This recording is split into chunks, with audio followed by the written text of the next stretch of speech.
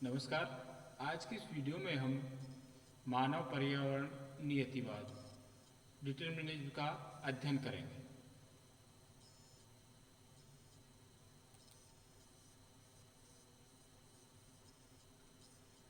मानव पर्यावरण संबंधों का अध्ययन भूगोल में प्रारंभ से होता आया है, क्योंकि प्राकृतिक पर्यावरण मानवीय एवं सांस्कृतिक पर्यावरण की विविधता का कारण है तथा क्षेत्रीय विभिन्नता भूगोल के अध्ययन का विषय है।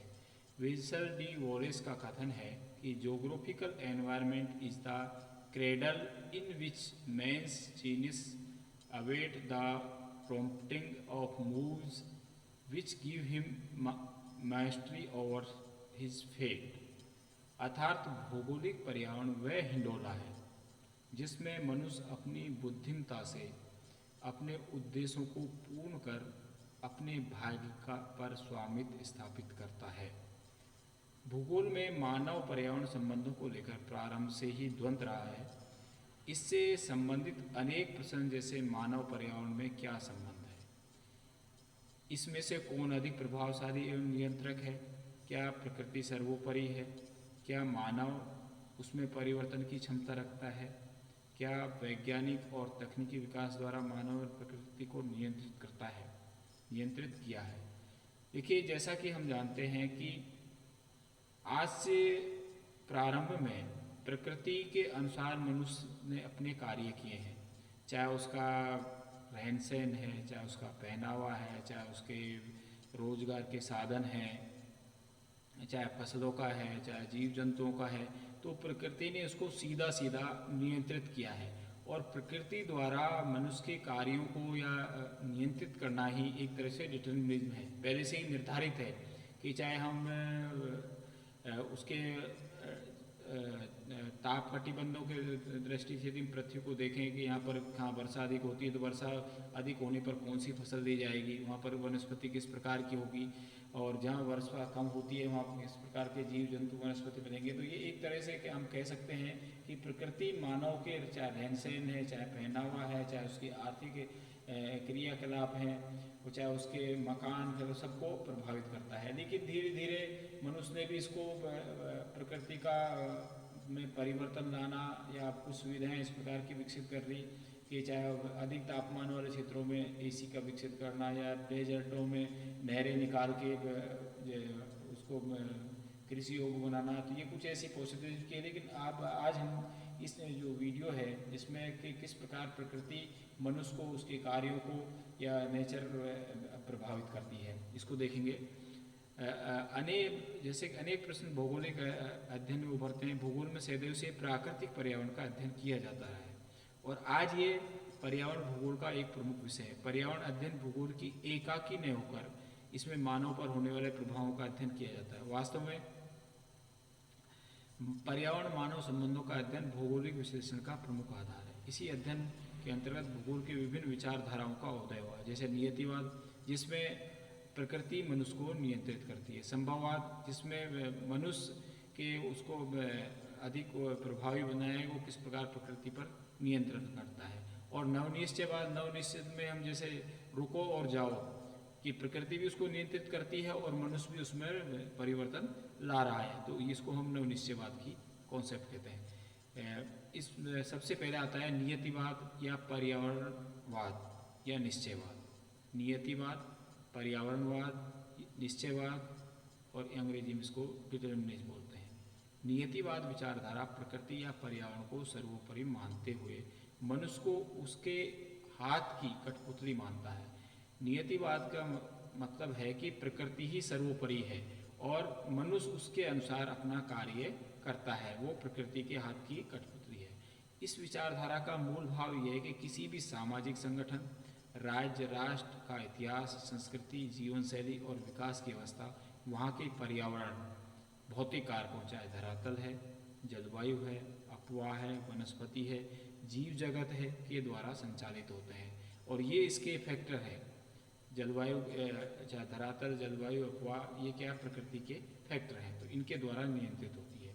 नियतिवादी विचारधारा का सामान्यतः मनुष्य को एक निष्क्रिय कारक मानते हैं कि मनुष्य उसमें कुछ नहीं कर सकता और प्रकृति जैसा एनवायरनमेंट आपको देती है आप उसके अनुसार ढलते हैं, कार्य करते हैं। जिस प्रकार पर्यावरणीय कारक अपना प्रभाव डालते हैं, उसका व्यवहार, उसका निर्णय निर्धारण प्रक्रिया एवं जीवन शैली को निश्चित करते हैं, चाहे उसमें रहन सहन, खान पान, पहनावा, उसकी बुद्धि।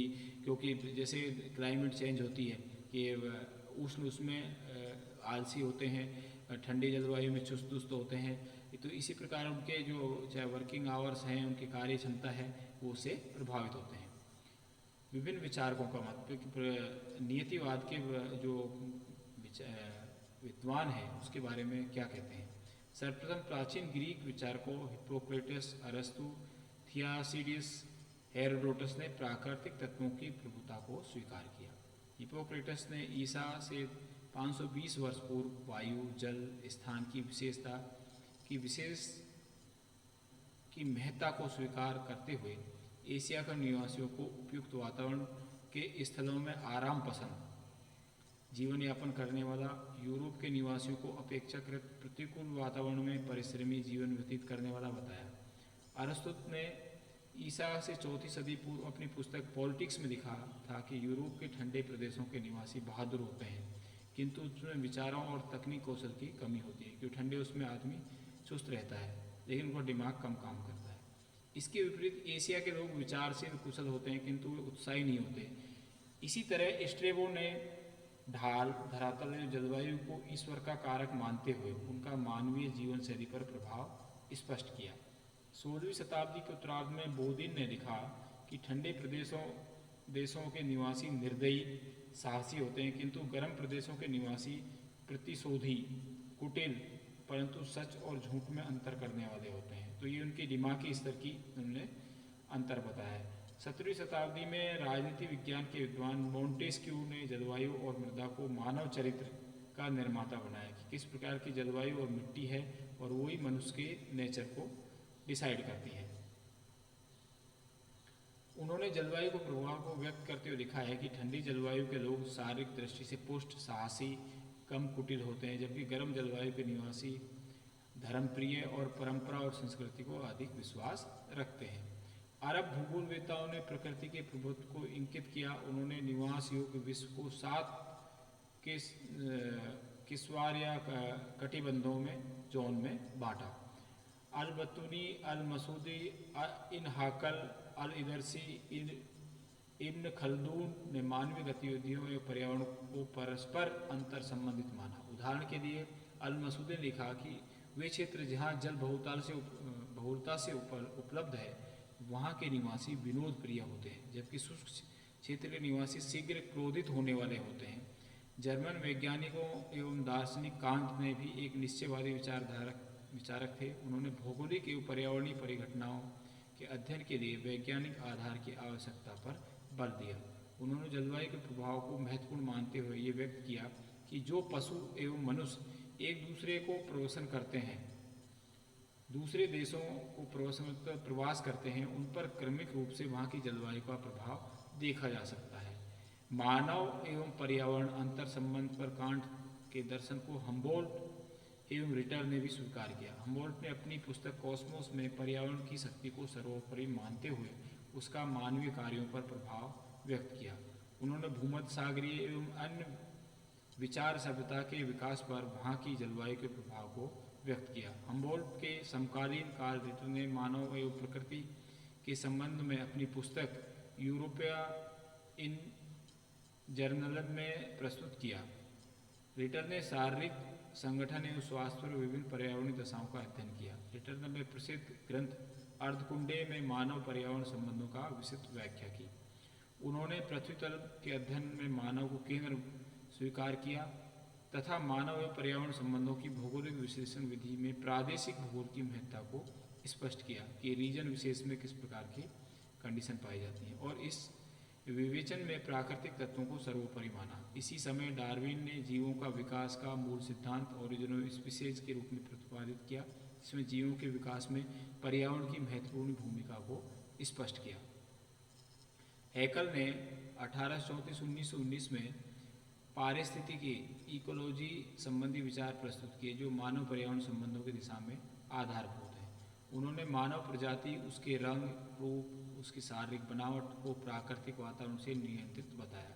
यही नहीं, उन्होंने अपराध, हत्या, आत्महत्या जैसे कृत्यों को समुद्र, ज्वार भाटों और ऋतुओं की गति से होना व्यक्त किया। ब्रिटिश विद्वान बकर ने अपनी पुस्तक history of civilisation in England में इतिहास के घटनाक्रम को पर्यावरण से संबंधित कर प्रस्तुत किया। उन्होंने जलवायु, मृदा, भोजन को ऐसे तत्वों के रूप में माना जो सभ्यताओं के विकास को सदियों से नियंत्रित कर रहे हैं। नियतिवाद के एक प्रमुख प्रवर्तक डिमोंसिल थे, जिन्होंने पर्यावरण की सर्वोपरिता को स्वीकार करते हुए ये व्यक्त किया कि समाज पर्यावरण की उपज है। उनका विचार है कि यदि पृथ्वी तल पर धरातल में प्राकृतिक अवस्था इसी प्रकार रहे तो यहाँ जो भी सभ्यता विकसित होगी वे वर्तमान के समान ही होगी। नियतिवादी विचारकों में सबसे महत्वपूर्ण स्थान फ्रेडरिक रेटजेल का है। उन्होंने अपने प्रसिद्ध ग्रंथ एंथ्रोपोग्राफी में पृथ्वी पर मानव के वितरण को भौतिक तत्वों से नियंत्रित माना। हम जानते हैं कि जहाँ सुविधा अधिक है वहाँ ज़्यादा मनुष्य है, जहाँ सुविधाएं कम हैं तो एक तरह से ये प्रकृति द्वारा नियंत्रित है। संपूर्ण पृथ्वी को पार्थिव सत्यता मानते हुए उसकी एक रूपता को व्यक्त किया हो। उनके अनुसार हमारी बुद्धि, संस्कृति, सभ्यता की उपलब्धियां की तुलना एक चिड़िया की स्वच्छंद उड़ान से नहीं की जा सकती। इसकी तुलना एक पौधे के तने से की जा सकती है, क्योंकि हम सदैव पृथ्वी से आबद्ध हैं। मानव अपना मस्तिष्क आकाश में चाहे कितना ऊंचा क्यों न उठा ले, उसके पैर सदा धरती पर ही टिके रहेंगे तथा उसकी धूल प्रकृति में विलीन हो जाएगी। 20वीं शताब्दी के प्रारंभ में निश्चयवादी संयुक्त राज्य अमेरिका के में व्यापक रूप से फैला, जिसके प्रमुख प्रणेता एलन चर्चिल सैम्पल हैं एवं एल्सवर्थ हटिंगटन ने भी। सैम्पल ने अपनी पुस्तक इन्फ्लुएंस ऑफ जियोग्राफिक एनवायरनमेंट 1911 में नियतिवाद विचारधारा को प्रभावशाली एवं तार्किक ढंग से प्रस्तुत किया। उनकी पुस्तक के प्रारंभिक अंश उसकी विचारधारा को स्पष्ट करते हैं। सैम्पल के अनुसार man is a product of earth surface. This means not merely that he is a child of earth, dust of her dust, but that the earth has mothered him, fed him, set task, directed his thought, confronted him difficulties, and have strengthened his body and sharpened his wits।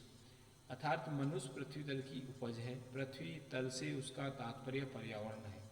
मानव जिस पर्यावरण में रहता है उसी का अनुरूप ढल जाता है। उसके अनुसार पर्वतीय क्षेत्रों में निवासी के पैर मजबूत होते हैं, जबकि समुद्र के निकट रहने वालों का सीना और हाथ। नदी घाटियों के निवासी भूमि की उर्वरा शक्ति से संयुक्त रहते हैं, अतः आलसी होते हैं। उन्हें धर्म के स्वरूप एवं उनके उद्भव को स्थानिक पर्यावरण से प्रेरित बताया। सैम्पल ने मानव के प्रत्येक क्रियाकलाप, उसके विकास, वितरण, सामाजिक और राजनीतिक स्वरूप पर वातावरण के प्रभाव को व्यक्त किया। स्पष्टतः सैम्पल ने नियतिवादी विचारधारा को चरम तक पहुंचाया। अमेरिकी भूगोलवेत्ता एल्सवर्थ हटिंगटन 1945 में अपनी पुस्तक the principle of human geography में सभ्यता के विकास के लिए जलवायु को प्रधान कारक बताया। उनके अनुसार शीतोष्ण कटिबंधीय जलवायु स्वास्थ्य, ऊर्जा एवं सभ्यता की दृष्टि से सर्वश्रेष्ठ होती है। हटिंगटन के अनुसार धार्मिक एवं जातिगत विशेषताएं जलवायु के उत्पादन स्वरूप होती हैं। हटिंगटन ने विश्व को मृदु एवं कठोर जलवायु कटिबंधों माइल्ड एंड क्लाइमेट जोन्स में बांटा। उनके अनुसार विश्व की सारी प्राचीन सभ्यताएं मिस्र, मेसोपोटामिया, चीन व सिंध की घाटी सभ्यता उपजाऊ नदी घाटियों मृदु जलवायु में विकसित हुई।